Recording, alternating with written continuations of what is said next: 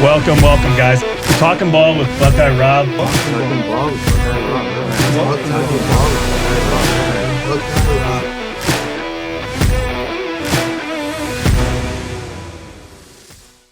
Good afternoon, everybody, and welcome to another episode of Talkin Ball with Buckeye Rob. I am your host, Rob Ashby. Episode 5. Welcome into the show. Thanks for listening. Thanks for watching. Week 4 of the high school football season here in Southern California in the books. If you want to get in touch with the show, you can do so on Twitter and Instagram at Talkin Ball WBR. And if you want to send us an email, you can send us an email at talkinballwbr@gmail.com. On the show today, in the Coach's Corner, we got head coach Chris Williams from Monrovia High School. We also have coming in for the Hudle, we have his players, Brian Salazar Jr. and Carlos Hernandez. And coming in, we'll have the Roundtable at the end of the show. We'll go over the week 4 scores and the week 5 matchups. We got Coach Lemus from Chaminade High School, the defensive coordinator. And we got Jim Reggio back from myburbank.com. So let's get started. If the Coach's Corner here, my first guest is, as I said, Coach Chris Williams from Monrovia. Thanks for joining us in the show. Thank you. I appreciate it. Something a little different, but appreciate the invite. Yeah, absolutely. Let's wanted to call you guys in and talk a little Monrovia football. Definitely. 3-1. Good start? Yeah, it's kind of what we expected. Yeah. We're hoping for to start the season. Last week was a little tough. We wish we would have played a little bit better, but, things kind of got away from us early on. But I like where we started out. We started a little slow during camp. Our pads arrived a couple weeks late. Is that right? Yeah, so, I think going into the So did you have like a full camp with helmets and pads? we had a week of pads before we played Bonita. So, we kind of rolled out there and just played. We didn't get a chance to have our scrimmage with Northview. So things kind of set back a little bit. But actually, I think it might have actually helped because we weren't as beat up going into the game. Yeah. Bonita. So yeah, you didn't have a full camp of beating on each other. Yeah, we didn't beat on each other. So everybody kind of went in there pretty fresh and allowed us to, avoid injuries during camp. So it's been okay. We've had some tough games, especially with Bonita early on this season. Let's talk about that Bonita game. That had quite an interesting ending to the game. Yeah. You guys ended up winning 36-35 in OT. Did you guys play like you expected after going what you guys did, with no pads? Did you guys go into the game? Did you play like you wanted to? Yeah, we knew going in it was going to be a little difficult just because we hadn't had those live reps. And we were saying to, amongst the staff and... Sorry about that. No worries. Amongst the staff, we were just saying, it's going to be rough early on. And we were trying to tell our kids, just stick with it. There's going to be some hiccups early on just because we haven't had those live reps. And when we got down, I want to say it was 14-0 at one point. Guys like Carlos and Brian come to the sideline, and I just told them, settle down. We need one right here. Mm-hmm. And sure enough, nice drive, went down, scored, and then we turned around and picked up a safety. And you would think sometimes as kids, young team, you're like, man, here we go. Like, everything going to go so bad. Especially in the first game. In the first game, yeah. But to their credit, those kids stuck with it. They kept listening what we were asking them to do. Then we just kind of do what we kind of do. Sometimes we'll tear off 28, 29 points in a half or a quarter. And we took off for a good half of football. And then in the fourth quarter, we kind of hit a snag, but I was glad we finished it out. Bonita's a good program, but you send them in overtime in the first game, the first week of the season. Tell us a little about what happened in that first game, that OT session. Yeah, the situation, they scored right as the game ended to move it to overtime. And if they kick the field goal and win, they're PAT, the game's over. But the kid kicks it wide right. And the game winds up being tied. So we're like, well, going to overtime. Take it how you get it. Yeah, we'll take it how we get it. Then in overtime, we scored first. And then on their possession, and I totally feel bad for the kid. It's one of those moments you're excited. You think you just won the game for your team. runs in the end zone and spikes it. And had the ball gone, a foot off the ground, nobody would have noticed. But it shot up in the air. The whole crowd saw the ball. Yeah. You can't help but have to throw that. So it pushed them back. And it's certainly a learning lesson, I'm sure. Yeah, and I know that kid. I talked to Coach Beatty over there. He said that kid felt sick for about a week. I bet. Yeah, but we put a little ice on the kicker, and he kicked that next one wide left and got out of there with the win. Got out with the win, 36-35. So, but you guys, you guys progress from Bonita, and you guys just roll through Arcadia. How's that playing the next door neighbor? Have you guys played Arcadia recently? I mean, this was my second time playing. Second time, okay. I know in the past it had been a pretty big rivalry, but they stopped playing for a few years. And I was trying to talk to their coach to try to rebring that back. Yeah, absolutely. I mean, it's such a close. It should be a huge rivalry. It should be, but unfortunately, I don't know. There's just not the buzz, I think, from the Arcadia side for the game. Our students showed up at the Arcadia game for us. They were there. I don't know if Arcadia has the same interest in that game as we do, which is difficult because, I think every high school, the great thing about high school football is, you have those built-in city rivalries and teams show up like you guys have with Burroughs. Mm-hmm. The whole town shows out. Everybody's there. Everybody knows each other because they grew up together. Yeah. For some reason, Monrovia is kind of missing that. They used to have it with DeWarty back in the day, but unfortunately, DeWarty's program is really down lately. And Arcadia has been hit and miss. So it's too bad because even though they're not in your league, that would be a prime rivalry game week 10. But obviously you're playing league games week 10. But to even get it in, if it's done right, it could be a great game for the community. I hope we keep playing and it keeps building. Yeah, but we'll see. Then you pull El Rancho, 58-26, and then you've had to stew for a week now here with Ayala. Yeah, that was rough. That's a great program to schedule.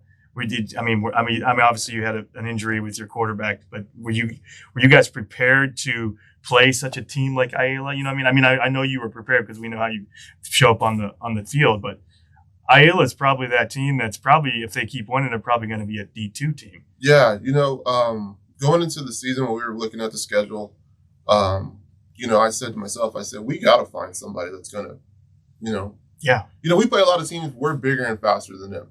Yeah. And I said, you know what, we need a team that's going to be bigger, faster than us. I want to see how our kids are going to answer that type of challenge. Ayala was that type of team where I felt like, we can play with them a little bit if we come with the right game plan. And I felt going in good about the game plan. But, we're a good team, but depth is an issue. So, Brian going down in the first quarter really pulls all of our offense apart, unfortunately. Yeah, you lose your quarterback in a game like that, third series of it, it's going to be quite difficult to come back, especially against a team like Ayala.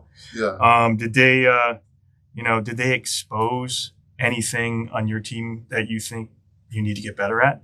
The biggest thing that I took from that was I didn't have our kids prepared for the what if of Brian going down.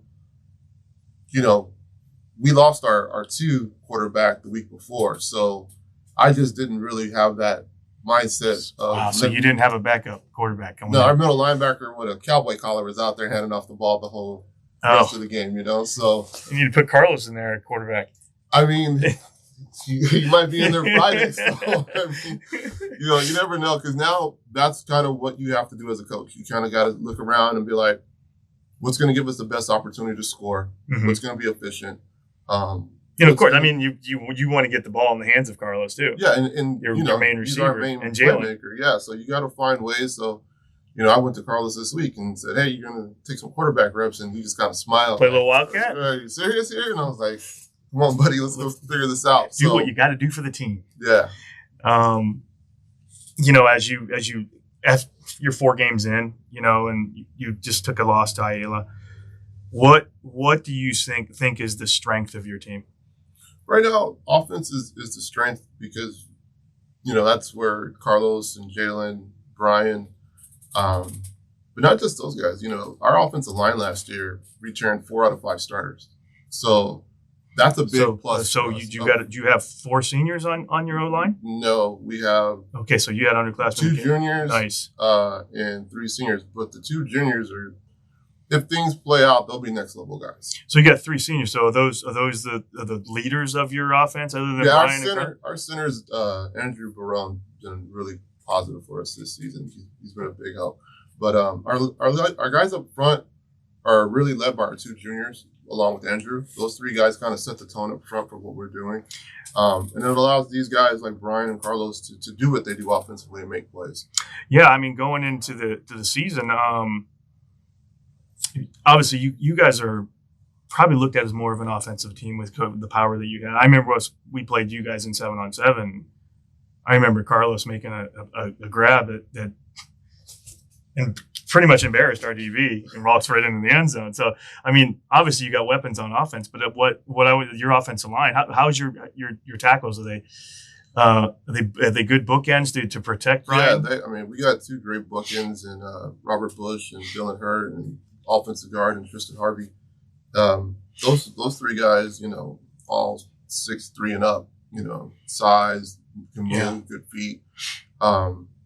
And up front, that's kind of where it starts. Those guys up front give Brian time, and they're athletic. They get out in space on the screen game. So it's really good for our offense because it allows us to not kind of be pigeonholed into one style of play. Is your offense, is it more of a with the weapons you have, is it a spread? Oh yeah, full on spread, up tempo.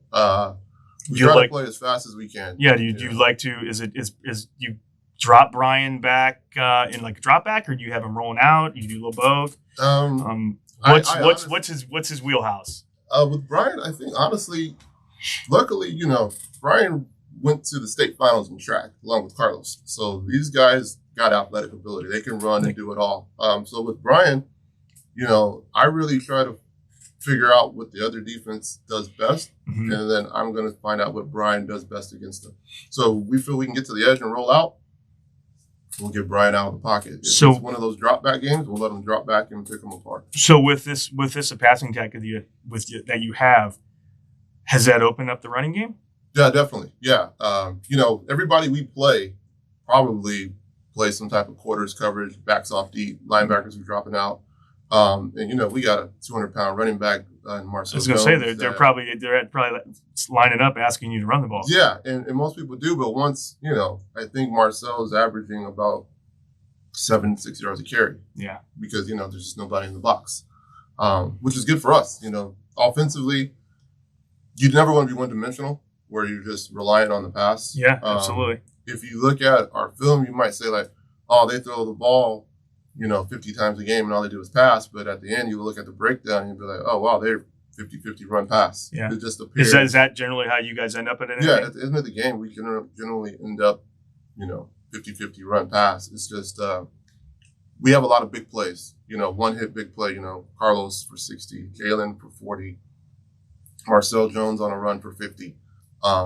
And next thing you know, we put up 35 points real quick. Coming into this year, probably your biggest question mark was Brian at quarterback. Oh yeah. No, you heard that in the news. Does Monrovia have somebody to get the ball to Carlos and Jalen? Talk to me about what he's done this year. The big thing is we knew last year when he was a sophomore, we asked him to move over and play receiver. So he started the whole sophomore year as a receiver. And we saw then that he had poise. He didn't seem like, normally you go to a kid that's a quarterback and you go, hey man, go play receiver for us right now. Yeah. Most kids would be like, play receiver, I'm a quarterback. But not one word came out of his mouth. I think he had about 4 or 5 touchdowns receiving last year, a bunch of receiving yards. But that allowed him to learn the system correctly.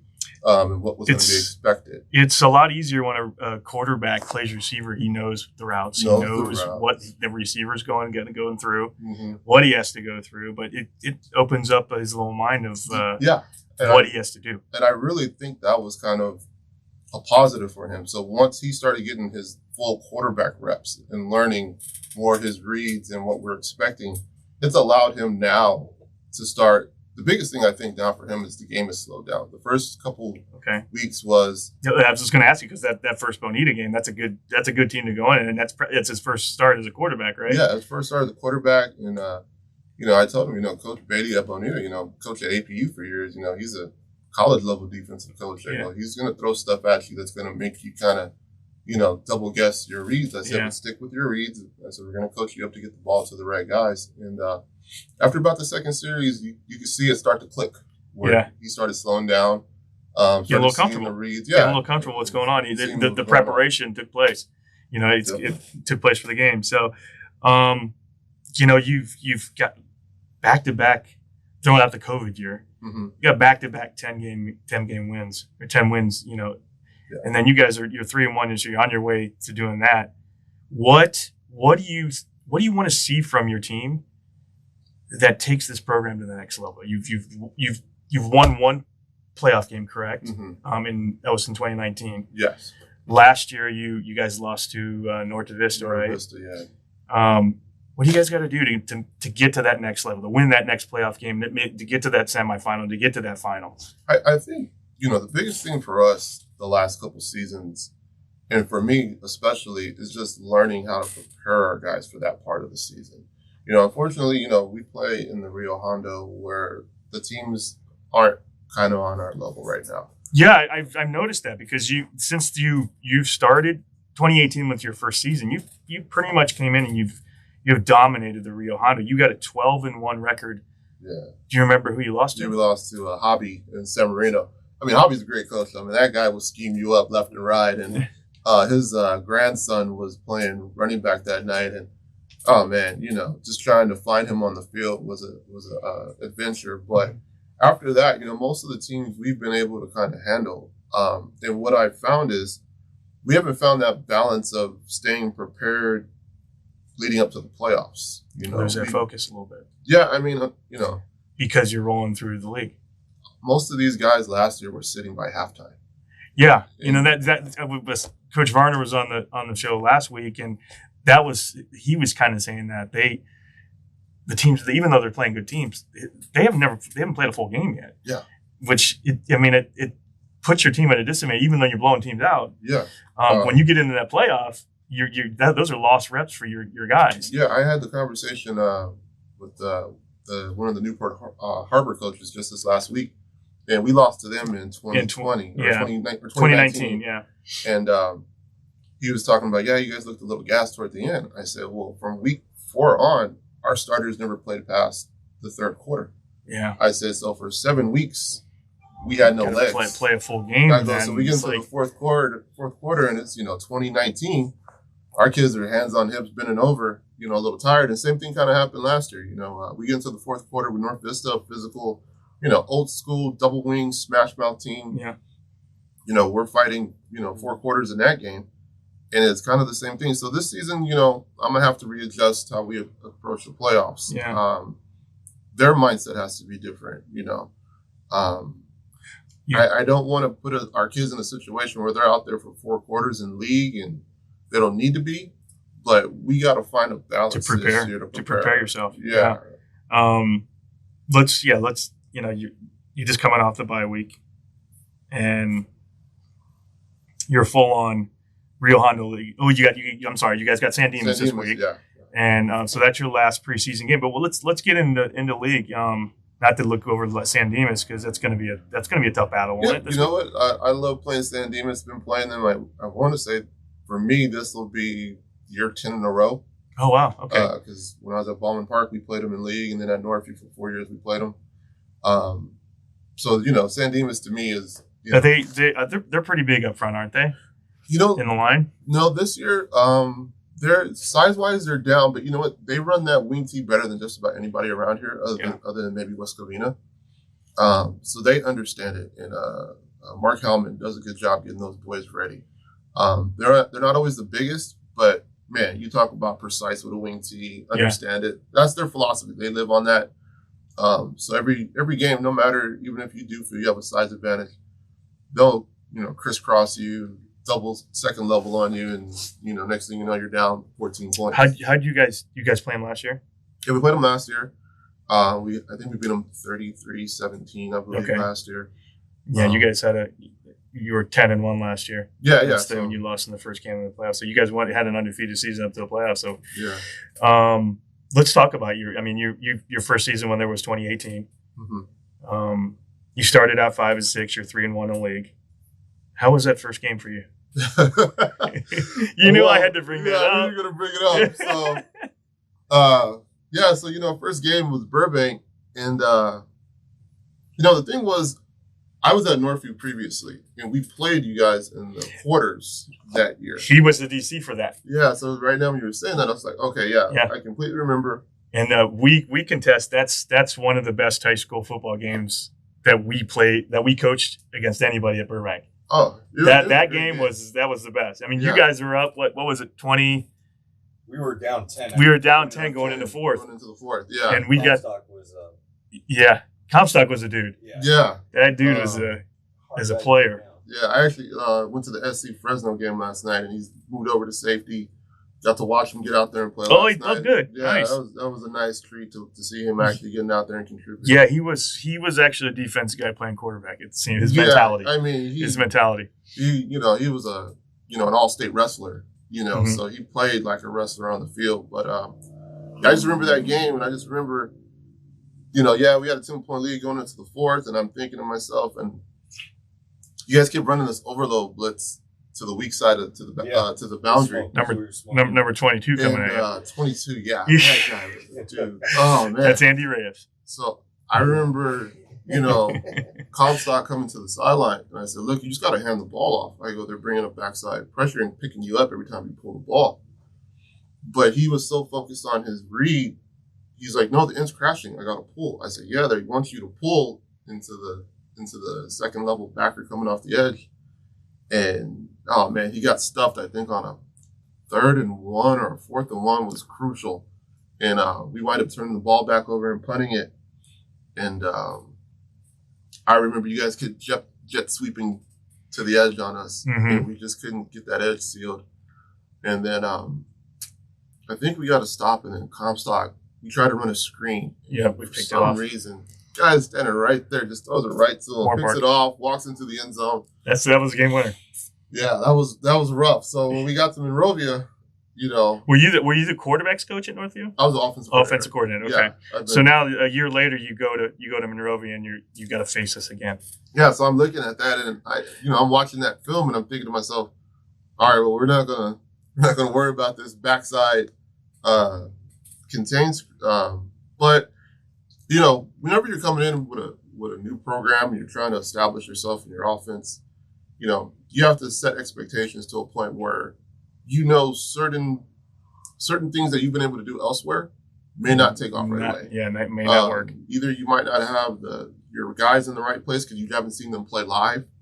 And it was a big learning situation for me. I think I went back and changed the entire offensive line that next week because the guys who we thought could be in those spots, I think I was doing them a disservice by putting them there. It just wasn't their natural fits.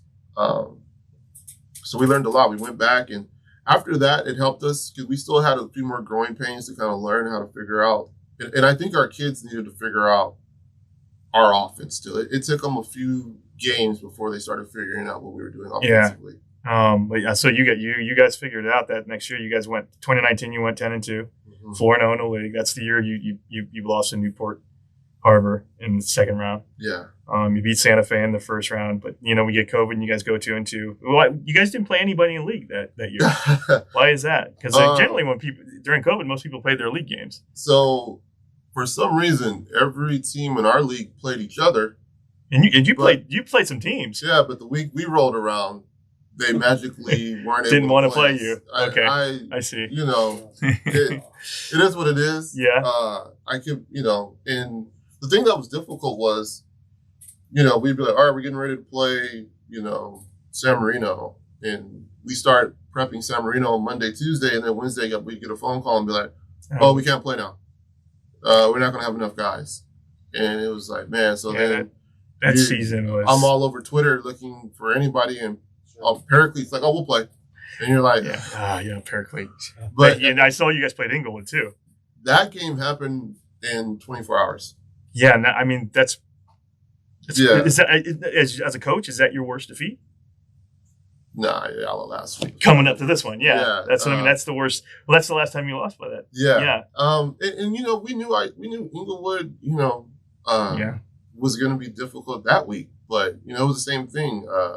La Cañada, I think, canceled on us on Wednesday night about 9 o'clock at night, and it was the last game. So, you know, my senior kids are sitting there and they're like, well, we're not going to have a senior night. Want to play, man. And, you get anybody you can. Yeah, and same thing happened with Inglewood. You know, their team canceled on them, so we got in touch with each other. Both teams did their senior nights on the field. We let them honor their seniors. We did ours. Good. Yeah, it was a tough game, you know. But at that point, I would just wanted our kids to get an opportunity to play a couple games. Yeah, we might have only having 4 because we had another game the week before canceled. So but so you got something? I was just going to say, it really has. I mean, I've been following high school football in this area for 3 decades, and I've seen how much Monrovia has dominated. And in some ways, I kind of feel bad, you know, for you guys that you don't get the preparation for the playoffs that you would want. Do you see at any point in the near future where maybe you guys don't move into a league further east where you play maybe the schools that are more competitive like Covina's and stuff, and instead of playing, you know, the ones that you currently have? Yeah, so, you know, the last couple of years, that's been a big talking point for us, is to try to get out of our league. Right. We've tried everything from joining the Pacific, but for street political reasons. Really? Yeah. You would think that would be the rightful, you know, because you're right next to Arcadia. Yes. We've played you guys in the past. I mean, have you guys played other ways? Logistically, it's perfect. Yeah. It's the street politics of Pasadena, Monrovia, Duarte that don't allow for us. What did the Pacific League say? Would they? The Pacific League was a little like, we don't know. We'll think about it. But I think the Pacific was all for allowing the switch the next cycle around when they redo leagues. Yeah. But the administrations of the Pasadena and ours aren't on board with us joining the leagues together. Interesting. So we, you know, unfortunately on our side of the 605, you know, we don't fit in the Mission League with the Arroyos of the world. We don't fit over with the Montebellos of the world. Those teams just don't want us. So the problem is we belong to the San Gabriel Association. Everybody on the other side of the 605 is the Mount Sac region. And there you go. That's the issue. That's why. You know, I talked to a couple of the coaches over in the Mount Sac. Like, hey, how can we get over there for football only? Because they have football only leagues. Sure, right. And, so my athletic director, I know he's reached out to a bunch of people over there to try to find out, is there a way that we can move over and maybe join one of those leagues? Like, you know, we would fit in a league with Bonita and Charter Oak and Alta Loma. We could go play with those teams. We could go play with the Northview, San Dimas, and Diamond Ranches. Yeah. But it's because we're not affiliated with the Mount Sac region. Mm-hmm. I don't think they would allow us to come in that way. So we're kind of stuck in the Rio Hondo football wise. But you know, my athletic director made a point the other day. He said, you know, the Rio Hondo has its strengths and weaknesses in many different sports. Yeah. He said everybody talks about Monrovia football needs to go, but nobody talks about La Cañada basketball needs to go out of Rio, because La Cañada basketball just rolls through everybody. Mm-hmm. So he's like, you know, the same thing. You kind of get the same thing. But that's also a credit to Tom Hoffman at La Cañada, has been there for a very long time. Very long time. And those kids that go there know they're basketball kids. Sure. They go there and play.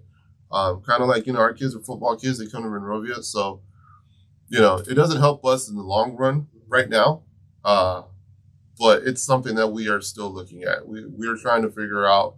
We even talked about going freelance one time. And our league would just award us one of the playoff spots from the Rio. Oh, okay. But I told him that doesn't do us any good either. No, you want to be a part of a league. Yeah, you know, our kids would miss out on all league honors and all those things. So I just said that wouldn't do us any good. So, as you roll in here, you got San Dimas, but then you got league, and you start out with South Pass. And South Pasadena's they're playing good football right now. Defensively, they've got a great defense. Is South Pasadena you're probably your toughest schedule for league in the schedule?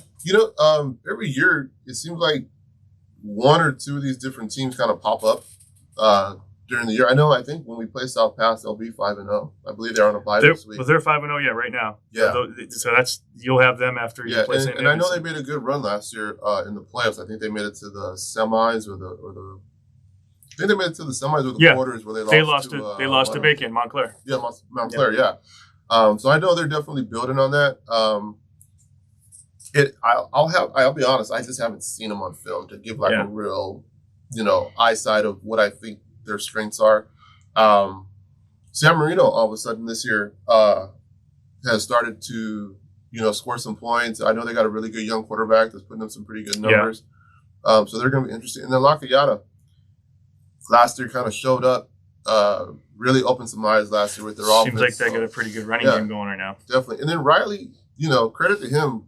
What happened at Temple City with their coach leaving like a week or 2 weeks before the season that was started. an interesting way that things all transpired there. But I seen he got, I think, 2 wins under his belt. He played a Friday night. I think they lost 19-14. Yeah. So those kids are playing tough over there. So, for us. Yeah, they lost to your Hoover, didn't they? Lost to Hoover, yeah. So for us, I'll be honest. I hope our league is more competitive.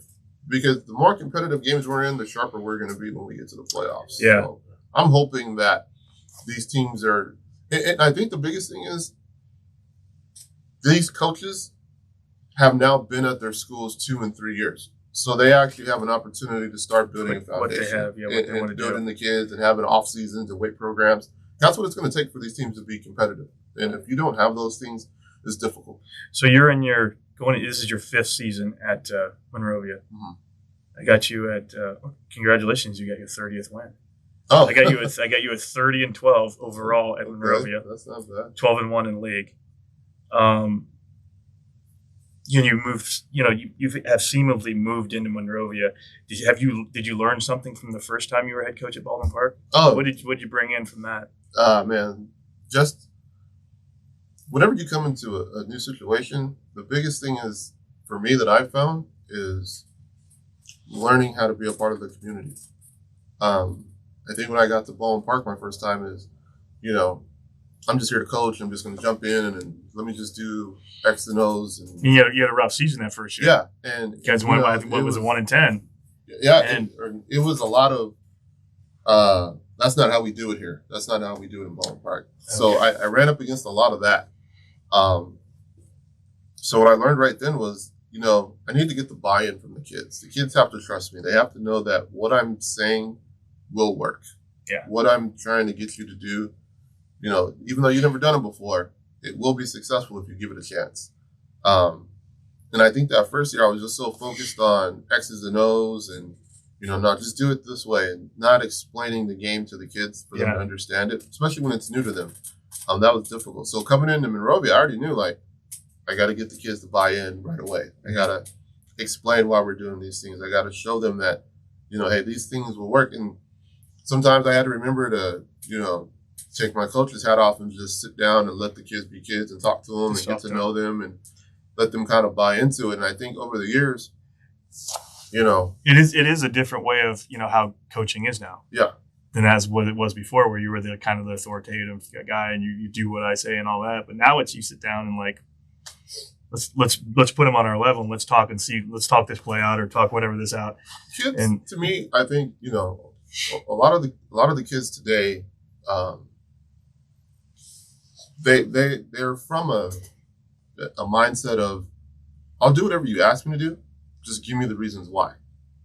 It's that they're very inquisitive of why am I doing this? Yeah, because they're in my mind they want to make sure whatever they're putting in is beneficial to them. Yeah, they don't want to just do it just because. Yeah. So you have to take that time to be like, if you do A, B, and C, this is what's going to come out of it for you. And if they can understand, they're like, all right, cool, I got you, coach, I'll do it. Yeah. So, some get it faster than others, but that's kind of the way that these kids operate nowadays. And I think communication between coaches and players and with this generation of kids is the biggest thing that I've learned is you got to find a way to communicate with your kids. You got to let them have enough of a voice where they feel that their input is being taken seriously. Taken seriously. Yeah. Just to talk a little about you, just real quick here. Baldwin Park was your first head coaching job. Mhm. Did you coach there before, and then they just hired you before? Where were you assistant before Baldwin Park? Well, right when I graduated college, I came back first year. I did Pop Warner at La Puente, and I played there when I was a little kid. That's how we talked to Coach Farner last week. He started out in the youth. I started out in the youth. I think starting out in youth, you find out if you love football or it's just something you played or did. Yeah. And I knew then I loved football, working with the kids and having fun. But my alma mater, I went to Workman in the City of Industry in La Puente. I think they went 0-10 my first year back out of college. And I just said, you know what? Let me go up there and just see if I can help. You can do. Just see if I can help. So I went up there and talked to the guy. And his guy, Fred DeLilio, great guy. We're still buddies to this day. I remember walking in there. I was like, oh, hey, I'm an alumni, just graduated college. Can I help coach? And he was like, yeah, great. I have no coaches. Oh, wow. So yeah, you can coach anything you want. Yeah, you can coach anything you want. He said, you have any friends that want to coach? So I called up a bunch of my coaching buddies that just finished college as well with me from different places. And we all came on. And that first year, I think we went 7-4. Went to the playoffs for the first time in years for Workman. And originally when I was there, I was just going to help out with running backs and DBs. And halfway through the summer, he was like, hey, I know you played offense in college, right? I was like, yeah. He's like, oh, here, call plays. And, so my first year. Okay, why not? Yeah, luckily, I played at Southern Utah under Gary Anderson, who was just coming from Utah with Urban Meyer. Nice. And they had brought down that spread offense with zone read. Mm-hmm. Nobody in our area was doing it yet. So I kind of was like one of the first guys where I had our quarterback reading defensive ends and throwing bubbles and 4 wide. And it kind of helped us even the playing field those first few years at Workman, just because, we kind of were running stuff that not a lot of teams, we were no huddle already. So we were already doing stuff that a lot of schools started doing 4 and 5 years later. Yeah. So just being around, learning that little Urban Meyer offense at its infancy before, because I think after that, it just kind of blew out of the water. Everybody's turned into a no huddle spread. Yeah. So after I left Workman, I went to Hacienda Heights Wilson with Brian Zavala for a season. Learning experience for sure. I would say that was the biggest year learning how to deal with parents. Oh, okay. Yeah, there was Wilson was coming out of that heyday of when they had won those CIFs, and there was still a lot of high expectations at Wilson at that time. But I think the demographic and number change had really settled into Wilson by that point, where it wasn't like how it was in the late 90s. Yeah. So I spent a year there. After I left there, went to Gladstone with Sanchez. So you've been around. You bounced a little bit, and then you hit Baldwin Park. Yeah. So then I just, I told Albert, I was like, I think I'm gonna go throw my hat in for a head coaching job, and then applied to a couple different schools, had some good interviews, but finally got to meet Baldwin Park toward the end. Mm-hmm. Got hired in late May, right before spring started. Yeah. That's kind of late in the season there, even though it's not even in the season. It's not even in the season, yeah. But yeah. Got there, spent 2 years there, but I just didn't feel it was a fit. It really, a lot of things there were difficult to get done.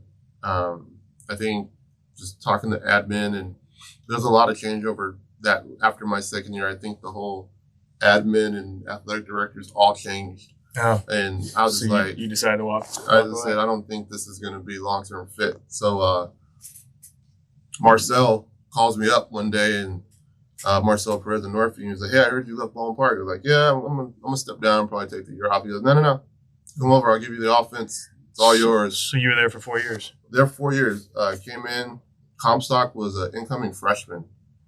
Wow, And, so you had the Comstock years. yeah, I was the Comstock years. All 4 years were mine with him. Came in as a freshman. Could maybe throw 20 yards accurately as a freshman, and then Really? throwing 55, 60 a senior year, walking out the door. So it was a good process to see that kid grow. Nice. So you had your hand in developing Comstock. Yeah, that That's was that pretty good. Me and says my buddy something. Anthony Silva, who's still the OC at Northview now, we really put a lot of time in with that kid. He's paying dividends now, Yeah. even though he's on the other side of the ball. Definitely. Okay, so I want to thank you for showing up and talking a little Monrovia football, and Oh, definitely. good luck the rest of the season I appreciate it. as you guys take on San Dimas this week. But as you head into the league to play, go do what you do. Yeah. Go win league. That's the plan. And we'll be back after this. We'll be back with the Hudle with Brian Salazar Jr. and Carlos Hernandez. But first, here are the highlights. Angelo got me, you heard?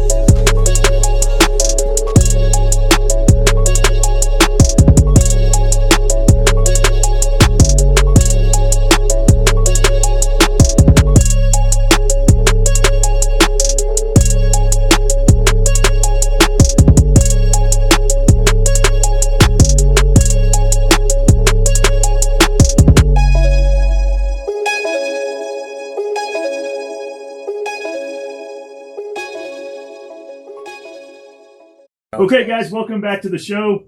It's time for the huddle. We invite players in. We sit and talk with them.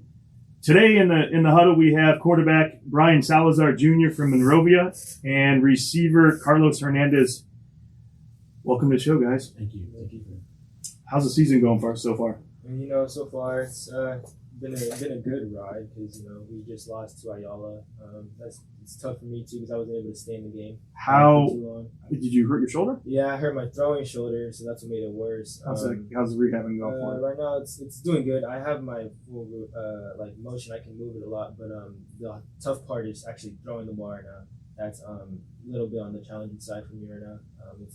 It's just I didn't do anything significant to it. It's just a really bad bruise. Yeah. But it's really So it's just a pain tolerance thing going on. So you're expecting to play against Hernandez? Yeah, I am. I got to get my head ready just to have to deal with that pain. Yeah, a bit. absolutely. It's not going to end up being 100% right away. And you'll take that first hit in the game. You'll be all right. Yeah, most definitely. But yeah, started off 3-0. Good wins. 2 blowouts. One was a close game, which was a good game.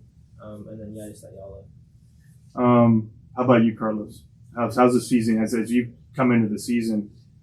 Probably the pressure on you to make some plays. Oh yeah. How's that going so far? I mean, ever since the beginning of the season, coming in with a new QB. I mean, I never had doubt in Brian, but it's just the new connection and yeah, absolutely, it's timing. Yeah, the new team. I mean, it's just something that over the summer and spring ball we worked on constantly. Just working out with Brian, getting that timing there. But I mean, it's been good ever since Bonita. Just working as a team, getting the connection and the rolling it together. Yeah. I'm sure you've heard it. The question mark for Monrovia this year was the quarterback. Oh yeah, most definitely. And I have to say that how do you feel you've done through 4 games? I feel like 3. We'll say 3 because you weren't really playing the 4th game. Shoot. I mean, I feel like I've done what I need to do, get my receivers the ball. Definitely coming into that Bonita game, I was really in my head kind of a little bit. But sure. I decided shut it out. I know just play my game and I'll be fine. Well, sure. You're going from coach said you played receiver last year. Last year I played receiver. I mean, I've been a quarterback all my life, but last year we had our senior quarterback Noah Rodriguez, who was really good. So that's kind of hard to try to come up and take that. Sure. Well, yeah. You're the dude. You got to be the dude that gets the ball to Carlos, get the ball to Jalen, and it kind of looks like your confidence as each game has gone by has picked up. I just need to kind of soak my feet in the water, kind of a thing. That Bonita game was a little tough at the start, but I started getting comfortable near the end, and I mean we came out with the win, so that's all that really matters. I got you at 52. You're 52 of 93 with 987 yards and 12 touchdowns. Mm-hmm. You're slinging it, man. Yeah. A big game too was our Rancho at half, somewhere around 400 yards, I think. Nice. 5 touchdowns. That really helps with the stats. But the main thing for me is to make sure to get the ball to my guys, and we just come out with the win. Yeah, I think going into you guys had a bye week this week. I think you were 3rd in stats going in San Diego Valley. So you're doing something right at quarterback. Good job. Getting the ball to Carlos and getting the ball to Jalen. And what is it like having 2 receivers such as Carlos and Jalen? It just brings not only my confidence in the team, but just in offense directly. He's gonna be ready. He knows what he's doing. He's gonna catch the ball. And he's gonna make me look good. That's really what it is. Is that that confidence you've built over the last 3 games?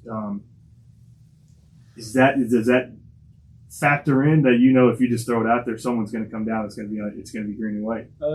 Yes, but at the same time, I need to I know that I can't just chuck it up because anything can happen type of a thing. So I just need to make sure I'm always smart with the ball, and I don't put them in a position where they have to try their hardest to get a better play than they need. My job is to make it easy for them to go make a play. We knew Carlos was going to be good coming in. Has Jalen been a surprise? I mean, Jalen's just a junior, right? Yeah. Has he he's actually a sophomore. He's a sophomore. Even more. Is he a surprise of how well he's produced for your offense? Not really, because I've been working with him for basically forever. We've been working since middle school type stuff. Okay, so you guys have grown up playing. Yeah, but last year he had a little bit of injury issues, so he wasn't able to play his full season. So that really hurt maybe his productivity. But this year he's really like showing out, and it's not surprising to me. Carlos, what's your favorite route? What do you like to run? You like deep routes? You like going across the middle? You like slants? You like bubbles? Yeah, all the above. Yeah, all the above, honestly. But if anything, I have to be like very like probably a comeback. Because I feel like I know how to separate myself from a DB, and I know how to like change the tempo up. So You're getting a lot of double teams, triple teams.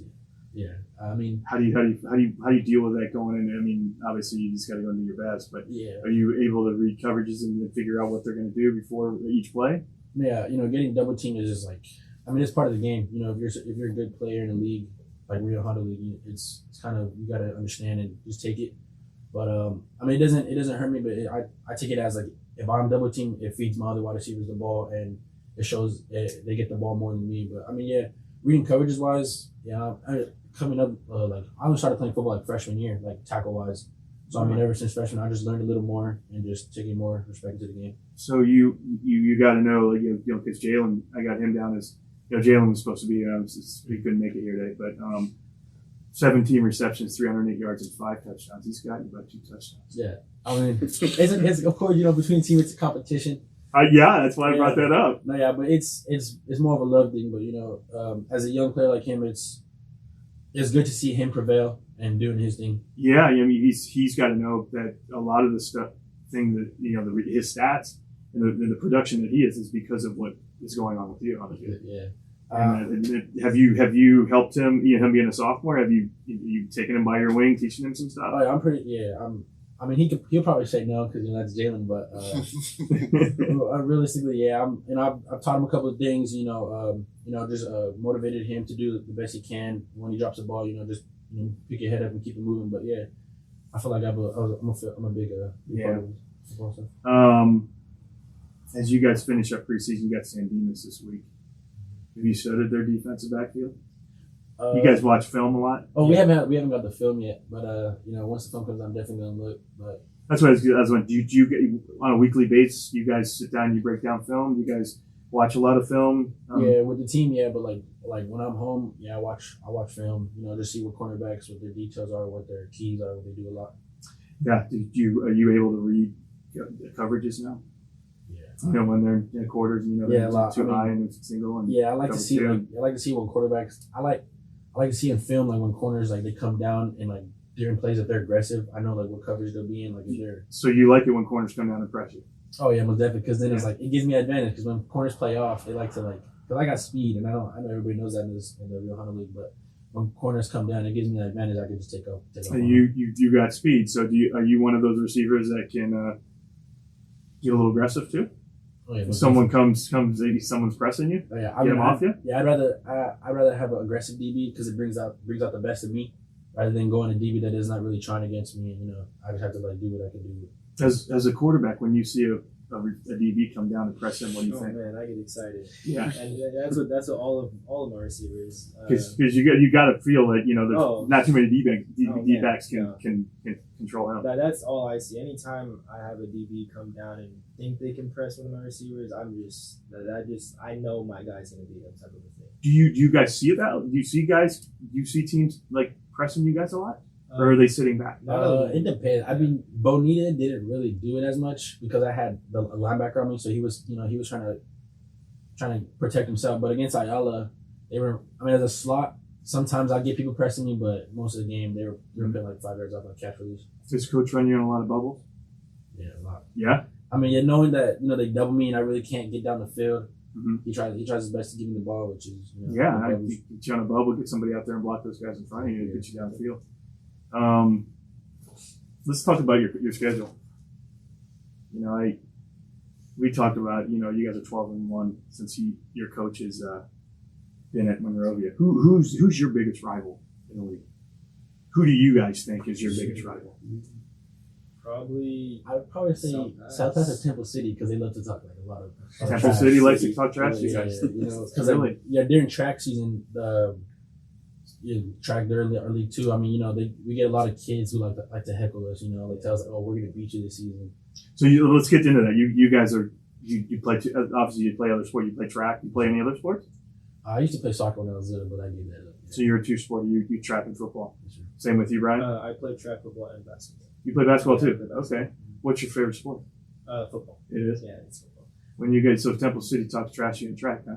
Yeah, I mean, it's Did they, how do you, last year, how did you guys do against them? it was a blowout. It was a blowout. I mean, Tell us a little bit, how did you guys do, so in track, you guys went pretty far, right? yeah, I mean, What do you run in track? I run the 100 meter, 200 meter, 4x1 and 4x4, What's your best time in 100 meters? 1085. Really? Yeah. Nice. I mean, now that I'm graduating early, it really sucks that I can't really, perfect my 100 meter. Because my coach Oh, you're going to graduate early? Yes, sir. Okay. Yeah, but Yeah, we'll get to that. yeah, he wanted me not to graduate because he wanted me to get down to 10.6, 10.5s, which he has a lot of confidence in me. But I feel like since I'm taking football more serious, I feel like Yeah. that's the best. That's even 10.85, that's motor. Yeah. And then 200 meter, yeah, I was gonna break the 21s. Yeah. Break the 21s, and then 4x1, we ran a 42.3, 42.4 on that. So, 42, and then, Is that you guys got, was you 4x1, you guys went to the CIF? we went to CIF finals, and then we got like 6th or 7th. We didn't make it, but then for 4x4, we broke our school record, which is for 30 years, 40 years. So, But both you guys in the 4x1? We're both in the The 4x1, 4x1, yeah. and then I'm just an alternate for the 4x4. Yeah. So 3:18.95 in that 4x4. That's pretty good. It's under 50 seconds a man. yeah, yeah, we finished 7th in the state 7th in state. Yeah. finals. Yes, yeah, state finals. Who else in the league? I don't know. I mean, Well, how is, to me as an outsider, I think it's probably La Piñata right now this year. Have you been watching, looking and see what the other teams in the league are doing since you guys are going into the league here soon? I mean, I've been watching the scores. I see that South Pass, they're doing their stuff. Yeah. But I feel like when it comes to a team like us, it's definitely they're gonna break down. You got South Pass in 2 weeks. Yeah. And obviously we're not looking past San Dimas, but we'll look at Lake Huron. South Pasadena looks like they have a pretty good defense. Have you looked at any kind of film? Have you seen anything about their DBs and what they got? You probably know who they have over there, right? Yeah, I mean, I know they're not gonna press us because I don't think they got the speed like us. I feel like they're gonna play protected and play some cover zone against us, but it's something we have to see. Yeah. In film. Wazoo. Why Washington State? The coaches. I mean, when I took my first unofficial, a big part of it was I think when we had media when I went to pictures, they surprised me and the whole coaching staff was waiting for me outside the door. So I mean, a big part of it was the vibe and then the family culture they have over there, and knowing that it's just a college town. I mean, there's no distractions, so it's just straight to work. And definitely the coach had a big part of it. Have you been up to see a game this year yet? I'm gonna be up for the Apple Cup in November. Nice. That'll be a lot of fun for you. I wanted to see the atmosphere. I hope it snows for you. I know. Well, I was up there when I was up there for my OV. It was raining. Did you have a winter jacket? Oh yeah, they gave me one. Yeah. Okay. It was cold, but I mean, it's something you got to get used to. Did you go last year to one game? No. Okay. When did you commit to them? It's in June, I think. So it was before the season. Oh, is that how was the recruiting for you? Did you have other teams that were involved in interest with you? Yeah. Before, when I was on that visit, I was supposed to go on a visit to Utah State. Okay. And then that same week, I was in talks with Oregon State for an OV, but then it was just You went to Washington State. Yeah, they just caught my heart. Yeah. Hey, you know when you know. Exactly. Yeah. Ryan, what about you? Do you want to play football in college? Yeah, that's the plan. This is my first year starting varsity, so I gotta just get filmed. Yeah, no, you keep doing what you're doing, man. They will find you. So, yeah, That's the thing with football. Some people think you just got to go to all the biggest schools. If you're good, they will find you. They will find you. And especially having Carlos, who's getting looked at, and Jalen, who else is getting looked at, it definitely helps me. Jalen's starting to get looked at now. What you guys are doing. So you guys keep doing what you're doing. Congratulations on 3-1 so far. Got a long way to go. Yeah, Don't get content. Keep doing what you're doing. Sure. Play each play, like it's your last. Oh, yeah. That's what I always tell my nephews and some of the kids on our team. Play every play like it's your last because you never know when it's your last. Yeah, most definitely. So we thank you for joining us here in the Huddle, and we will be right back with the Roundtable. Talkin Ball with Buckeye Rob. Talkin Ball with Buckeye Rob. Talkin Ball with Buckeye Rob. Buckeye Rob.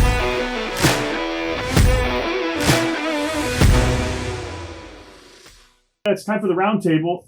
Sitting in the roundtable today, we got Coach Chris Williams from Monrovia, excuse me. Jim Reggio from myburbank.com, and backed by popular demand, Coach Lemus from Chaminade, the defensive coordinator for Chaminade. Let's get into the week 4 scores. Any surprises out there that sticks out? The scores. Anybody out there that pops out right now? Well, that one game that I was talking about last week, the battle of the presidential library communities, Yorba Linda, Simi Valley. Was it that close? Yorba Linda beat Simi Valley quite What I see, 33-14, I believe so, and so that really. Yorba Linda's got some. Yes. Yorba Yorba Linda's a really good team. If you're beating Jim Baker coach team by 3 touchdowns, you are on the doorstep of maybe making the open division. Yeah, I mean they're bounced. They're looking at Division 2 right now. Probably. Yeah. Yes. All right, so let's get into, since Coach Williams here. Let's start with the Rehondo League.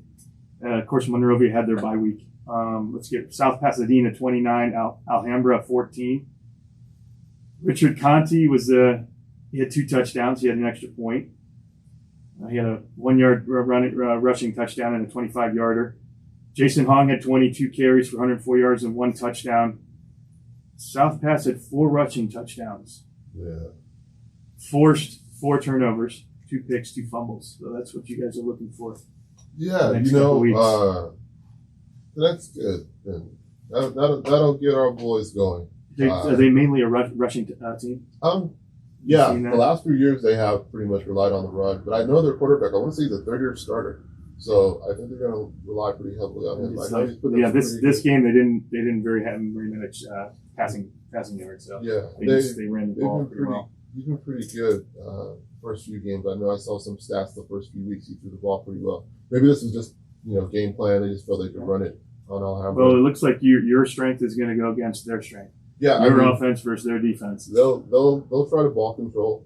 We'll try to see how they match up with us. La Cañada 45, Crescenta Valley 42. Court Chung he's having quite a season over there. 78 carries, 637 yards, and 11 touchdowns so far this year.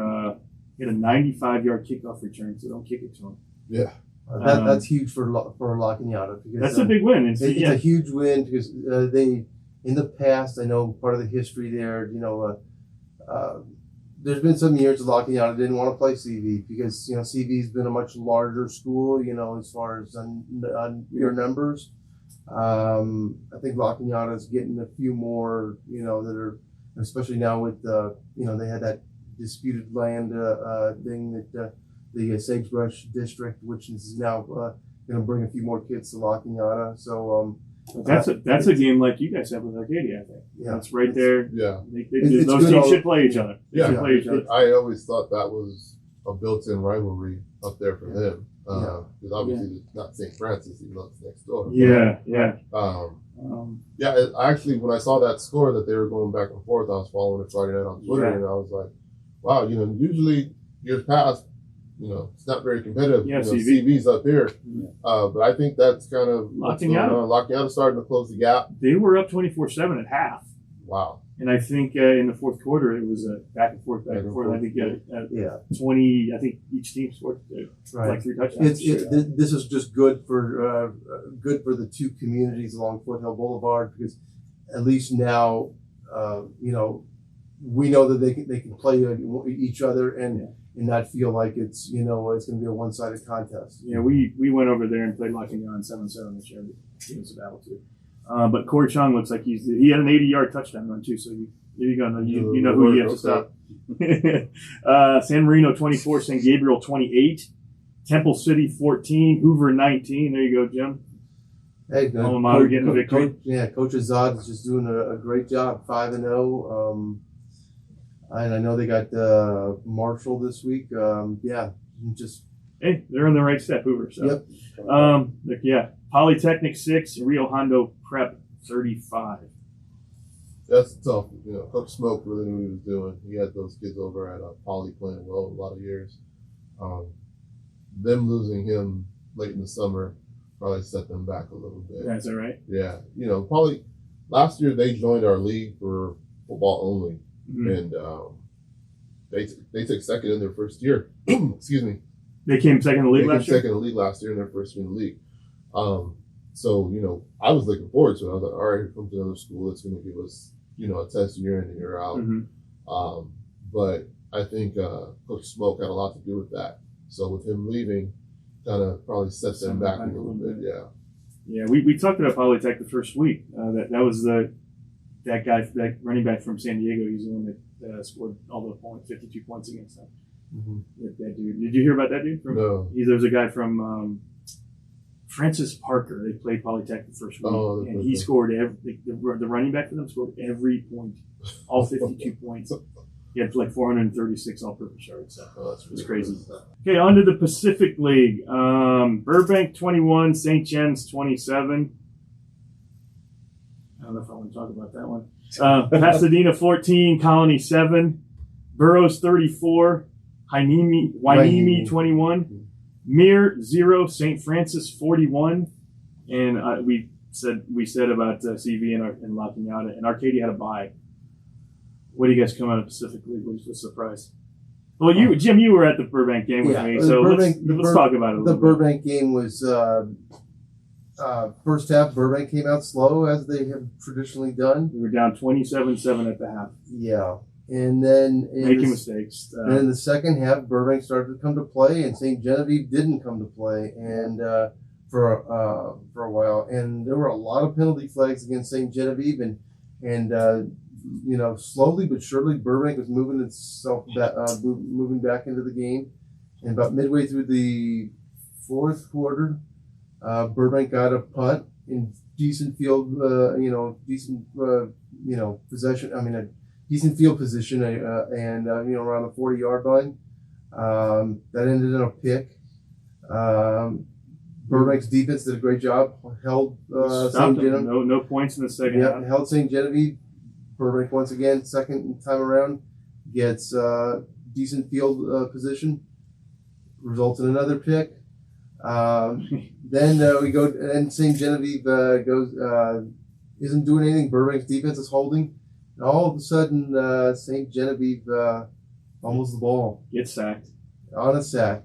Burbank recovers at the 12-yard line. About 2:12 left in the game. Yep. And so I'm watching it from the press box, and it's 27-21, and I'm thinking, okay, Burbank's got 12 yards to go. First down, if I remember correctly, didn't do anything. Second down, Burbank gains 9 yards, so they got a 3rd and 1. And Zach Estrada, picked up 9 tough yards on the 5-yard line, I believe. Yep. And didn't work out on 3rd down, and then we went to 4th and 3, and quarterback scrambled, was looking to see if he could find someone. It wasn't there, and no time, got sacked. Yeah, and that was the ball game. Literally, it just comes down to that one play. Yeah, and it was very unfortunate. But it was back and forth, and But yeah, it overall though it is a good game, and it's as I told both parties. I think it's St. Genevieve being quite close. I hope the St. Genevieve and Burbank and Burroughs, both those games continue were close. Playing. Yeah, they need to keep playing. Pasadena 14, Colony 7. Looks like it's a good defense. Those teams out there, in the Inland Empire are pretty strong. Usually. I think Colony gave them a better game than what people were around. Yeah. Oh yeah. No, I'm not totally surprised because Colony's had some, I know they've had some success in the past. So I think they're undefeated, weren't they? Yeah, Colony. Yeah. So they won CIF last year. Yeah. Division 9. Okay. Brian Zavala's head coach out there now, so I coach with Zavala. I know him pretty well. You coach with him? Yeah, I coached with him at Wilson. Oh, when okay. we were at Wilson together. So he gave me a call during the week. I need to call him back. I didn't get around back to it. He'll call you back. But yeah, I think the biggest thing, Colony got that confidence of how to play and win after, they started out rough last year. I think they started out maybe 0-5. 1-5 something last year. Won a couple games in the league and then rolled through them on CIF and then went to the regional. It seems like that's carried over to this year. Like those kids know how to win, they know how to play. It is a process. You got to learn how to win. You got to learn how to win. I think your kids got to learn and get that confidence of how to play in tough games. And they've beaten some good teams early on. They've had a good schedule. Yeah. So to get up against Pasadena, who, hats off to Schamberg and Maxey, they've figured out ways to win games against top level opponents. They've had quite a few close games. Quite a few close games. They schedule teams that's going to battle test them and they're with their record, they're likely to wind up in Division 4. And as long as they don't have a Long Beach Poly or Oakland Christian falling down to Division 4, which you never know. They'll be pretty solid. It was the next game. Was it a shock? 41-0 Mir, St. Francis. I mean, you knew St. Francis was going to score points, and you knew Mir wasn't going to score a lot of points, but 41-0. Yeah, well, I mean, I think it's a surprise that St. Francis or that Mir. Well, I mean, it's a good sign for St. Francis that they were able to hold someone. Jack Jacob. Mir lost their starting quarterback week 0 against Northview. Did they? So they've been out there the last few weeks without their I starter. think in the first quarter, right? Yeah. Something like that. So. That's probably why they haven't scored many points. Struggled offensively. Those type of a school like Mir, their ones are probably great, but after their ones go down, your next guy up probably is on that same part. So to lose a quarterback that you probably built your offense around is difficult. So I could see that score. Well, you know that. Yeah. What just happened to you guys last week? But I'll say this though, wherever Mir winds up. Playoff range down in that 8-9 range, I wouldn't want to see him. I wouldn't either. That's not good. Jack Jacobs had a good night. He was 12 of 18 for 230 yards and 5 touchdowns. But I think in San Francisco, I think their defense was probably the factor there. They've actually played defense this week. They forced 4 turnovers. They had 3 picks. Yeah. They held Mir to 151 total yards. You needed that. Yeah. So absolutely. Hopefully, going from there, St. Francis has changed some of their defense and go forward from there. So let's move on to the Foothill League. West Ranch 45, Canyon 0. West Ranch keeps rolling, man. Yeah. Saugus 28, Valencia 21. Oh, wow. Golden Valley 42, Castaic 0. West Ranch, they just keep Ryan Staub 12 of 19, 210 yards, 4 touchdowns. That's 21 touchdowns on the season for him and no picks. He was out before the second quarter was over. It was 45-0.5 for them against Canyon. I was just impressed with those boys last week. I thought Ryan was just very, very mature. Yeah. He's just, he just looks like a kid that really has his head on, he's very focused. Yeah. Yeah. Coach Varner's doing a great job up there at West Ranch. Has West Ranch got a unseated Heart as that number 2 to Valencia up there? It's Saugus and Valencia and West Ranch. Saugus too. Last year was 2019 Valencia won the Foothill, and then last year it was Saugus. Okay. Came down to West Ranch and Saugus in the title bout, and Saugus beat them. Okay. So that's their hump. They got it. It was always Valencia, Hart, Canyon back in the day. But Hearts has stepped back a little bit. They're 1-3, I think, this year. 1-4 maybe. West Ranch is West Ranch is they're a very senior laden team. They got a good team up there, and Coach Varner's doing a great job. And what you hear so much about their offense is it's their defense. I asked him last week. They just had their 3rd shutout in the last 4 games. I mean, they gave up 41 to St. Francis the first game. They've only given up 48 all year. Oh, okay.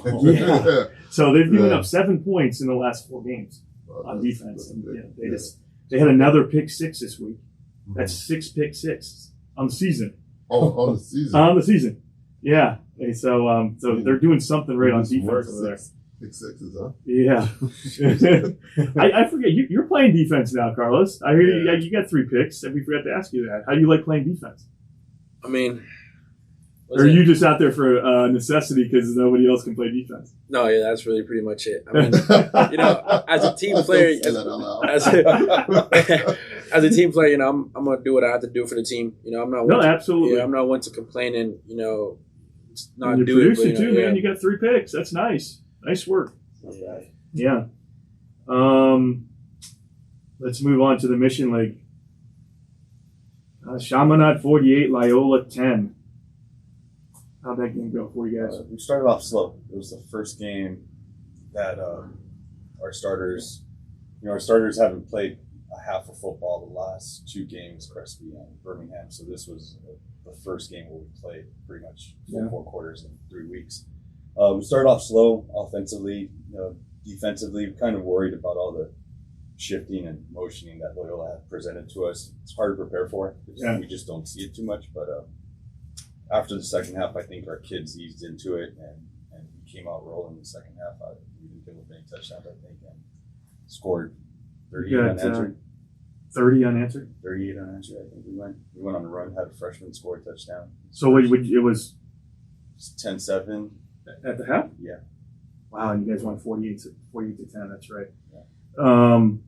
Javance Johnson, 16 of 26, 282 yards and 2 touchdowns.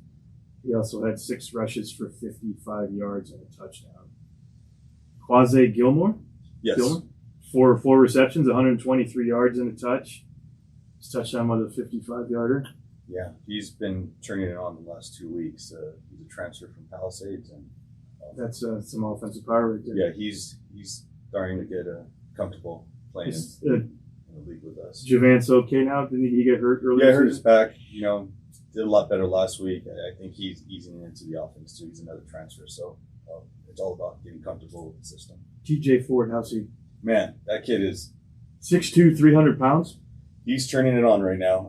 The last 3 weeks are probably the best football he's played in the 3 years we've had him. Is he a 3-tech? He plays 1-3. Yeah. I mean, we have him head up sometimes, but I think he had like 2 TFLs this game. So he had 1 sack, 2 TFLs, and 5 tackles. Yeah, he's getting after it. You get a defensive tackle, that's working. You're getting all that. Yeah. Getting the sack and 2 TFLs in the game and 5 tackles. Good kid. I think he's putting it together now. What about linebacker Isaiah Chisholm? That's another guy who's getting comfortable. I mean, This is the fastest he's played in 2 to 3 years, actually, we've had him. The kid's only 17, but he's 11 tackles on Friday night. Yeah, 11 tackles, had a big fumble recovery. Had a big fumble recovery in the end zone that scored 6 points. Oh, it was in the end zone. Yeah, it was in the end zone. Touchdown, that's right. And then he had a big hit, cover 4, and it was like 3rd and long, and pretty much just big hit in the middle of the field for us on the slant route coming from the opposite side. So he's making some big plays right now. So Chaminade pulls a big victory out. Who you guys got next on the schedule? Alamany. We're on the bye week. You're on the bye week this week, yeah. And then we have Alamany. Okay, so Alamany 8, Mission Viejo 45. Well, that Mission team is loaded. Yeah. Do what they did last week, and they come and do what they did. I think Alamany was negative 100 yards on the ground at one point in that game. Wow. Yeah. Sierra Canyon 49, Westlake 6. Sierra got on the winning ways there. Bishop Amon 38, Luzinger 14. Sherman Oaks Notre Dame 14. Orange Lutheran 37. And Sarah 20, Oaks Christian 14. I bet that was a battle. Yeah. Sarah. They have their 2-headed monster, Sincere Rainey. He had 26 carries, 211 yards, and a touchdown. And Kai Honda, 18 carries, 69 yards, and a touchdown. That's a nice little 2-headed monster. Yeah, those 2 guys run hard. That's our Week 10 game, but I mean, from last year, those guys they're tough. Would that be? I'm just by them being your last game. Is that your biggest rival? Traditionally, yeah. That's the Sarah Chaminade games have always been kind of the game, in at least since I've been watching. So I'm looking forward to that. Is it Week 7 battle with Bishop? Yeah, that's the one right now. I mean, you never know the winner of that game. If I'm assuming you guys win out. If that happens, you guys could end up in Division 1, dude. That's the wall. I mean, what? Because some guys got you 8 right now. 9. I've seen 7. I've seen 10. So you guys are right there on that bubble. I mean, and so is Bishop. So I mean, it is what it is. Yeah, right? yeah. Got to go face one of those 2 teams, but I mean, why not? Yeah, I just think the Mission League's going to get good here in the next 3-4 weeks here. Yeah, I think this coming week, it's next week. I mean, is Mont opens up with Sierra Canyon, so that's going to be a big. Yeah, a lot of you guys are on bye. This week coming up, a lot of teams are on bye this week. We'll get into that matchups. Let's get to we'll cover Mountain West. Charter Oak, they rolled over South Hills last night. I didn't hear what the final was. I think it's like 55-7. I think.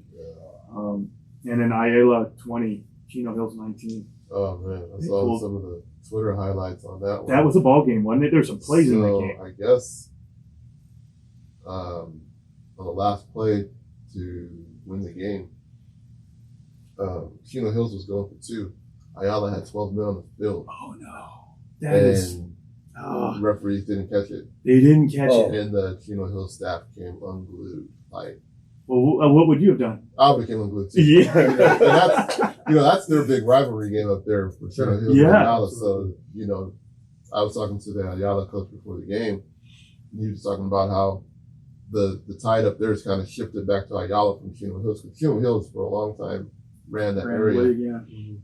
So he was just saying how big it is that their program has started to turn the corner, and all of a sudden Chino Hills seem like they're starting to get some footing back over in that IE area, and to lose a game because you got 12 guys on the field and the referee doesn't catch it, and somebody on Twitter in the background was filming it, and you see all 12 guys out there. And, it's rough. There's no replay in high school, but they got out of there with a 2019 win. Yeah, so now Chino's dropped. They've lost Ayala, and last week they lost to Charter Oak. They have two 1-point losses. Yeah, 2 1-point losses. 2 1-point losses to them. That's going to be a battle too. That Charter Oak Ayala. I think that's week 8 or 9. Mm-hmm. It's going to be a battle. Of course, for a school like Chino Hills, when they go into the baseline and they got Upland, Rancho, Etowanda, Damien to get to play. Yeah. Those 2 losses, losing by 1, might be the difference of not making a playoff, because you don't meet the get the top 3 or whatever. You don't get the top 3, or you don't meet that at-large requirement. Yeah. Obviously they're a good team. They're losing 1 point by Ayala and Charter Oak. That hopefully they do get an at-large if that happens. I don't know what the rest of their schedule is, but if they don't get in and they lose because there's 12 guys on the play. On the play, yeah, it's rough. It's rough. Yeah. Angeles League, we covered St. Francis and Muir. St. Paul 23, Downey 44, Cathedral 45, LaSalle 6. Yeah, your alma mater's Cathedral starting to. They're on a roll right now. They are on a roll. I think that they're 4-1 now. I think. Yeah. Going into the bye week. I wanted to go back. I'm sorry. I want to cover Saugus Valencia. We didn't go over that game. Did you guys hear about that game too? Didn't hear about it, but I mean, obviously, I knew it was going to be close, and based on the score. Saugus 28, Valencia 21. TJ Cataldi 12 for 17, 189 yards, 3 touchdowns and an interception. Jake Vigor 10 carries, 84 yards, 2 touchdowns. He had 1 reception, one running touchdown. And AJ Goodman had 4 receptions, 142 yards, 2 touchdowns, and an interception. This was one of those things that was back and forth. Saugus scores a touchdown. TJ Cataldi throws an 18-yard touchdown pass. Then Valencia back with Trey Erickson, 7-yard touchdown pass to Brandon Boating. That dude's their team. Yeah, he's the one that got hurt in Bishop, right? He's a big kid too. He's about 6'2", I would say. I mean, we saw him during our scrimmage. He's the real deal. He looks like a man out there. Valencia goes up 14-7 with Daniel Hernandez 35-yard touchdown running, and Saugus closes the gap, ties it up 14-14 with Vinny Gallagher's 4-yard touchdown run. That to finish the half, Tyler Thompson from Valencia, 63-yard pick six, going into the half. They're up 21-14 and a half, and that's the last time they scored.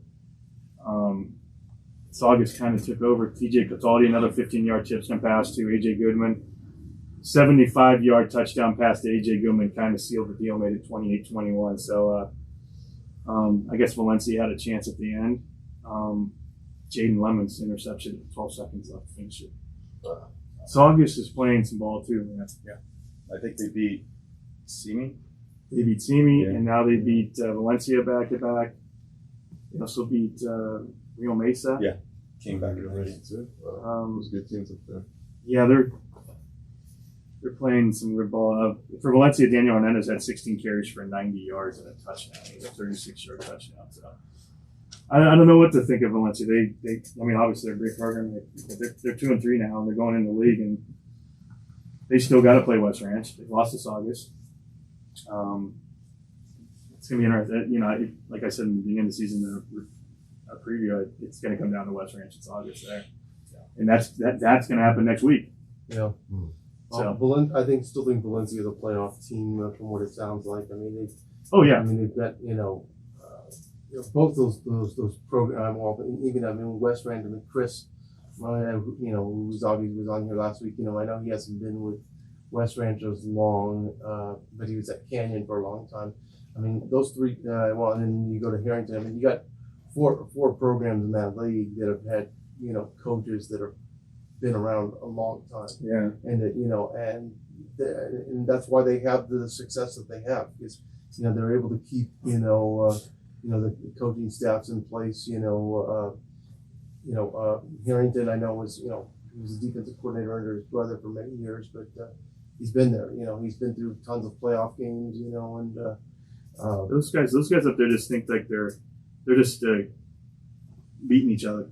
Saugus beats Valencia. Valencia beat Valencia won in 2019. 21. It looks like it's West Ranch trying to win this year. Right, but it sounds like it's good rivalries. I mean, and it's great to have it like that. And as Coach was saying last week, that they're real tough on making sure that the kids, if you live in that within that boundary, you're going to the right school, and you're not cutting across going to the school you shouldn't be going to. Yeah. So We'll makes get a into neighborhood rivalry. We'll get into that transfer business stuff. We could get your intake on that. We've got the coaches that come in here and their intake on. What do you think about all the transfers that goes on? I mean, Kids transferring. we get transfers as well. You do? This year it might have been like one of the first years we haven't had one though. Yeah. So it just comes and goes. 1 year, for us though, one of the big things was when I got there, all our kids have been leaving. So you kind of So stop that it's from happening. just been trying to stop that. A lot of kids coming back. We have a lot of kids in our area that go to the cathedrals and the Almonts and just kind of leave for those reasons. Go for that. A lot of those kids are looking to try to get to the next level. And I guess they felt for a while, Monrovia wasn't going to offer them that. Now that we've started winning, turning things around, kids are getting offers again. All of a sudden, those kids are coming back home. You play, they'll find you. I said that. Yeah. Right. You keep playing, they'll find you. Yeah. But I think it's a part of high school football now. It's a part of college football. Yeah. And I think whether we understand it or not, you're going to keep seeing it more and more. Yeah. But that's why I think, with this new playoff, I'm not a fan of it, but you do need to find that balance because would you rather know what division you are going into the season? Yeah, I mean, for sure. I'm a fan of the old, Southeast, Mid Valley type divisions where. So like back when Monrovia won the three-peat. Yeah, because you were still playing teams that were more closer built number wise, demographic wise, like you were.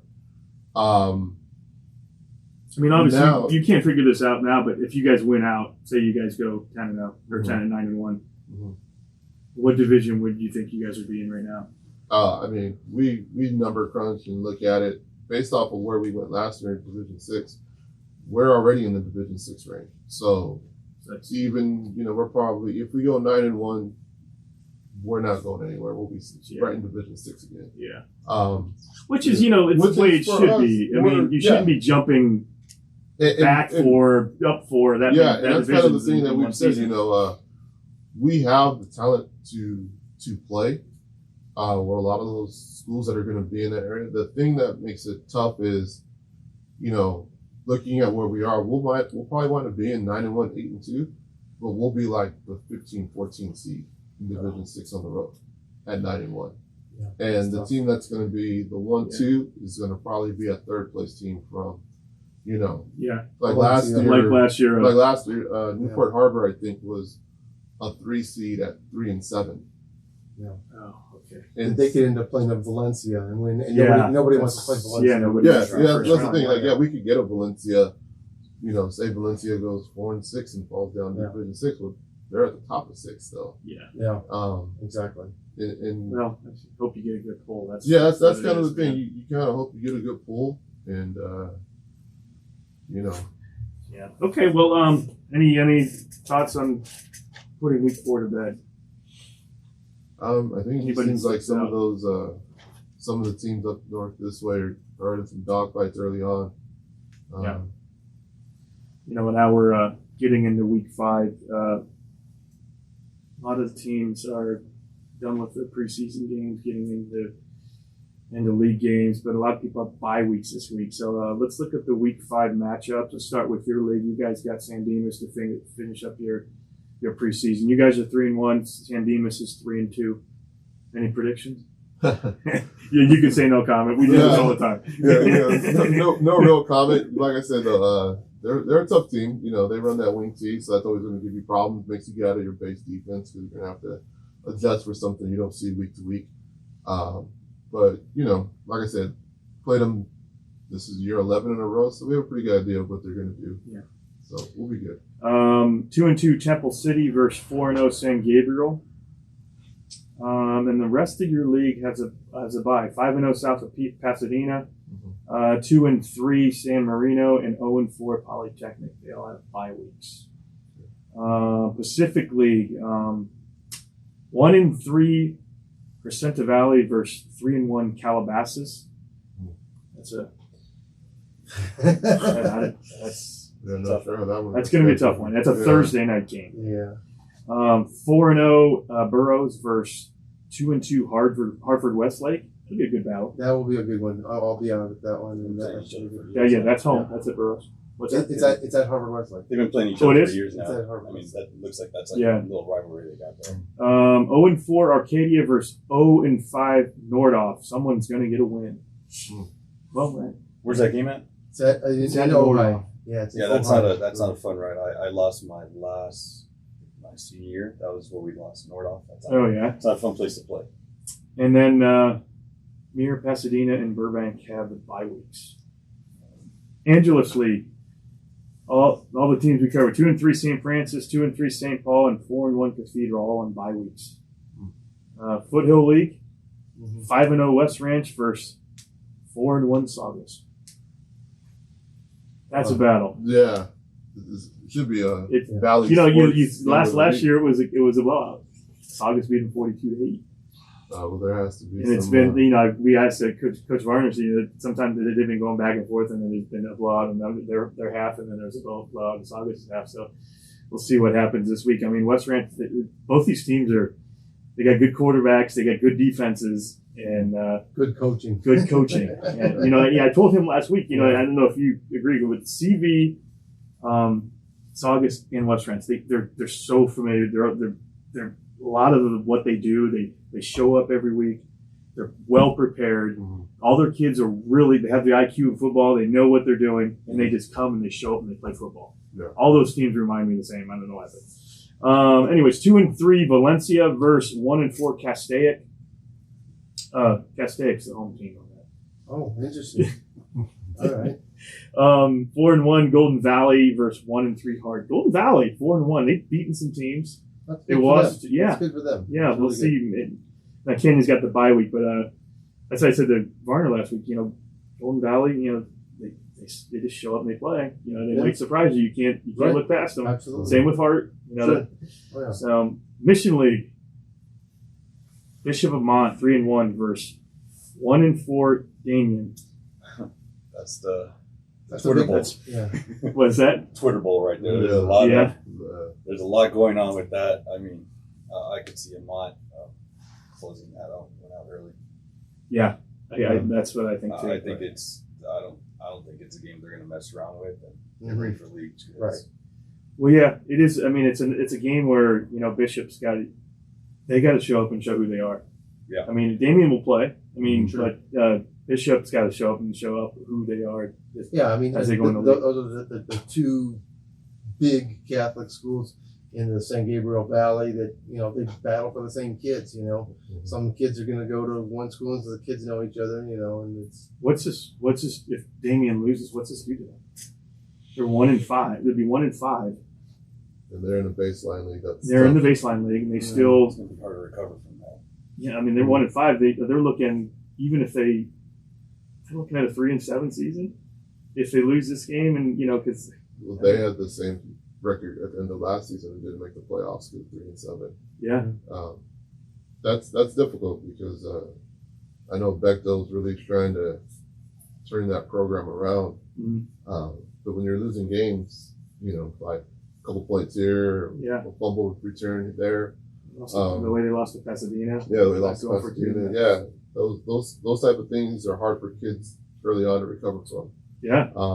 But when you go into a tough league, you know, you just got to go in there and they really played Orange Lou last week, losing by 6. So that's the thing.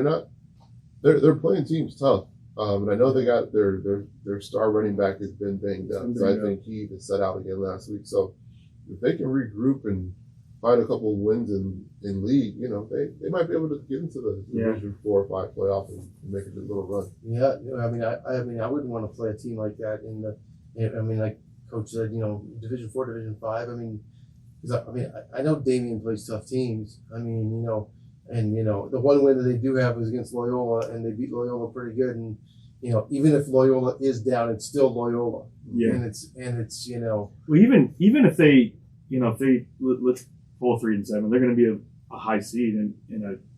You know, I mean, they're going to pull yeah in the first round. They've played nothing but tough competition. So if you put them down at Division 4, 5, 6, they suddenly become the team that no one wants to play because all they've been seen is Division 2 and 3. You know, someone's going to get down. Yeah, later division, exactly. Division.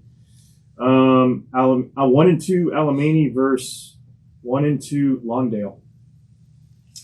And the rest of the Lawndale's got. I mean, those teams down in Lawndale. I mean, they've got.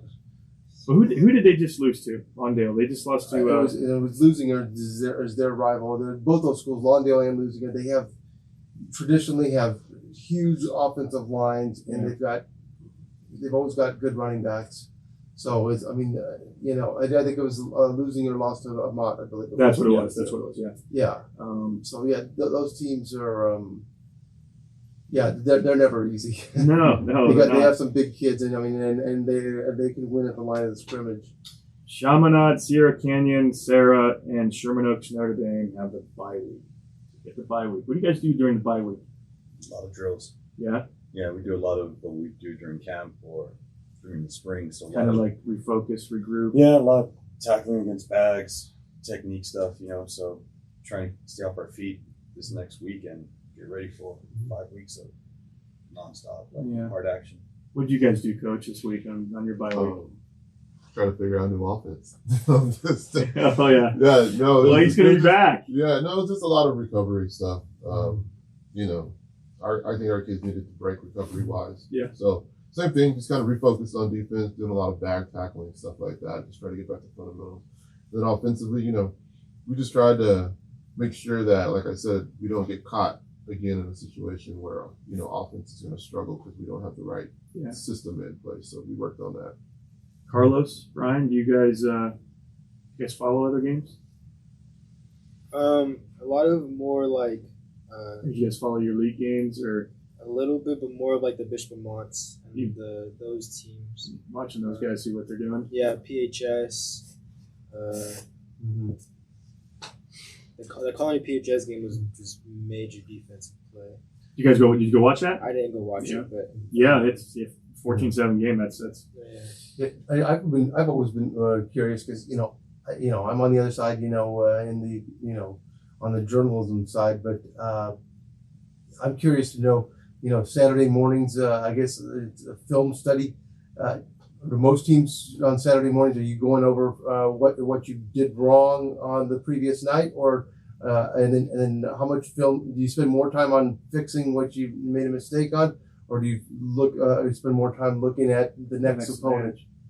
Well, for us, every Saturday we go in and we watch Watch the game. watch our game to fix up all the little things to Sure. make sure we know mentally what we did right and wrong. Is that what Chaminade does? You guys get together on Saturday? Yeah, Watch film? I mean, Saturday morning? yeah, defense gets an hour, offense gets an hour, and they're alternating away from at that time. So just watch the game from the previous night and try to fix all the little things that happen. Finish up with the Mountain West Charter Oak, who won last night. 4-0 Charter Oak versus West Covina, who's 2-3. And this one seems like this is the one. 5-0 Ayala versus 3-1 Citrus Valley. Citrus Valley, that's going to be way out of the Redlands, I believe. Citrus Valley is good. Yeah, they're. Yeah. I think they're 20 right now. In Reps. Oh, I lived out toward that way, so I've seen Citrus Valley play a couple times over the last few years. They're a solid program. They got size. They're gonna have athletes. Citrus Valley is, to me, is what Rev used to be when Rev was running through teams a couple of years, maybe about 19 years ago, when they were like a Division 2-3 type of school. All those kids that were at Redlands East are now at Citrus Valley. Gotcha. So that's why Citrus Valley has all of a sudden become that school out in that area. Yeah. Well, So you sound like you've been around. You remember the days of Fontana and Eisenhower? I mean, I remember them when I was in high school, Bow High, but Yeah. Chris, how long have you been coaching high school football? This will be year 17, 16. 17 years. Yeah. Wow. He's like Bacon. I didn't know Bacon was 19 years. That's Bacon's been yeah. quite around. So that is week 5 matchups. I want to get to my power rankings. I put together a power rankings of the teams Sounds good. we cover, and I know this is going to be both San Gabriel and Santa Cruz teams, but Sure. my top 10. We'll start off with Pasadena at 10, Okay. Charter Oak at 9, Okay. Cerna at 8, Sarah at 7, Newberry Park at 6, Ayala at 5, Saugus at 4, West Ranch at 3, Bishop and Mont at 2, and Chaminade number 1.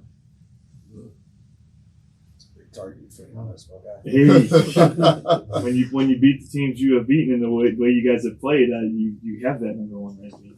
Yeah, it's a big target. And that's what I'm saying. I'm looking forward to that week 7 battle where I have number 1 versus number 2. Is it week 7? You guys? Yeah, it's 7. coming up in a couple of weeks. Week 7 in La Puente. You guys are at Almont? Oh, it's Adamont. Okay. Adamont. So it's we got a little bit of taste of kind of the environment we're going to see at Loyola, but Almont's a different beast at home. On a Friday, big game. Those people tailgate from 8 in the morning probably. Yeah, growing up in La Puente, You grew up in La Puente? Yeah, so, Almont's around the corner from where I grew up. So, going down Fairgrove. So did you grow up going to Bishop games? I had friends, that played at Almont. So there were plenty of times if I wasn't playing, I'd go down the block and watch my friends play. A lot of us growing up, that was the school. Everybody wanted to go to Almont to play ball. Yeah. But they've kept that, tradition around. And you go there on a Friday night, they're tailgating from about 3 p.m. on. That's crowd great. packs I love in. that for high school football. That's Yeah, awesome. and they put on That's great. it's old school. They still got grass out there on the field. So Yeah, they got a nice field. they'll do it nice. They keep it well groomed. To finish up, I got my player of the week. And there's been a lot of guys this weekend, but you know what? I looked no further than my game. At St. Genevieve's William Parra. Yeah. 6 catches, 101 yards, and a touchdown. He had 2 rushes for 92 yards. He had a 90-yard kickoff return, and he had 2 picks on defense. When you're affecting offense, defense, and special teams, you're having a game. So, look, he was the main factor in the 27-21 win over us. So he is my player of the game, or player of the week. So congratulations to Wayne. So guys, I appreciate you guys showing up and talking a little ball here. Oh. Thanks to Monrovia coming out and talking Monrovia. Appreciate it. This is Guys something different, but had a good time doing it. Good, I'm glad. Jim, thank you for showing up. And Sure. as always, in Lemus. Have a good bye week. Yep, thank you. And Carlos and Brian, thanks for showing up. Good luck against MD this next week. Thank you. Work hard this week. Practice makes perfect. The way you practice, that's the way you play in the game. Yes, sir. So good luck to you guys on the rest of the season. Good luck Thank at you. Washington State. Thank you. And thank you guys for showing up.